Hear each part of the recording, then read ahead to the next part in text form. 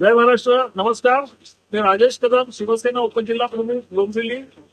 आपण बघत असाल आपण आलेलो आहे W25 डोंबिवली MIDC कंपनी आहे. आणि आज एक दिवसभर व्हिडिओ व्हायरल झालेला आहे की पुन्हा एकदा पाऊस आल्यावर कंपनीने केमिकलचं पाणी नाल्यामध्ये सोडलेलं आहे. हा बघा, हा तो कलर आहे, मला दिसत असेल हा सगळा कलर.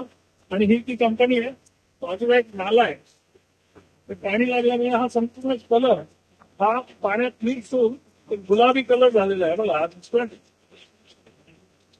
हा गुलाबी कलर आहे. हा स्पेशली प्रिंटिंग साठी आणि लेदर इंडस्ट्रीसाठी वापरला जातो असं त्यांचं म्हणणं होतं. इकडे जे मॅनेजर मालक घेतले त्यांचं, तिथली इंडस्ट्री आणि मागे एक नाला आहे, एक उजवीकडे नाला आहे. आणि हीच कंपनी होती ज्यातून हे संपूर्ण कलर मिश्रित पाणी हे नाल्यामध्ये जाताना दिसतंय. कोणीतरी मागच्या सोसायटी मधून, तिथे मागे रेसिडेन्शियल झोन आहे, रेसिडेन्शियल एरिया मधून त्यांच्या कंपाऊंड वॉल मधून काढलेला तो व्हिडिओ आहे. आणि हेच ते कलरचं पाणी.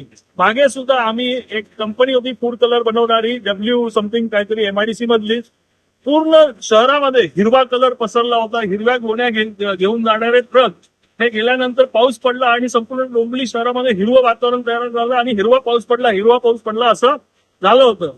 परंतु हे कलर असतात तो फूड कलर होता आणि हा कलर इंडस्ट्रीसाठी म्हणजे लेदर इंडस्ट्री, प्रिंटिंग इंडस्ट्रीसाठी वापरला जाणारा हा कलर आहे.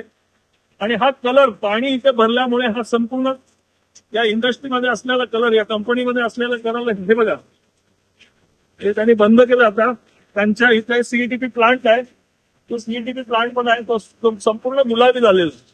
जो कलर मगाशी व्हिडिओमध्ये व्हायरल झाला तोच कलर आहे इथे. आणि हीच ती कंपनी आहे. परंतु असं कुठलाही केमिकल, आम्ही त्यांना विचारलं, आम्ही त्यांना जाब विचारलं हे केमिकल हॅझार्डेड केमिकल आहे का, तर त्यांचं म्हणणं नाहीये. जे काही आहे ते MIDC आणि पोल्युशन कंट्रोल बोर्ड आहे ते तपासून घेतीलच. परंतु आमचा एक प्रयत्न आहे की त्या अशा कंपन्या ज्यांचं पाणी डायरेक्ट नाल्यामध्ये जातं त्यांना शोधून काढण्याचा, मी आणि माझे मित्र सागर जेदे, युवा सेनेचे डोंबिवली शहर प्रमुख, आम्ही दुपारपासून ही कंपनी शोधत होतो आणि आम्हाला शेवटी ही कंपनी सापडली. परंतु तुम्ही बघत असाल ही ती कंपनी.